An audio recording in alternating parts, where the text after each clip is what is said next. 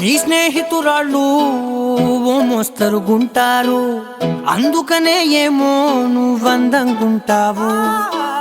18 ఏళ్ళు వచ్చాయా చాలు, నువ్వే కాదెవ్వరైనా ముద్దుగా ఉంటారు.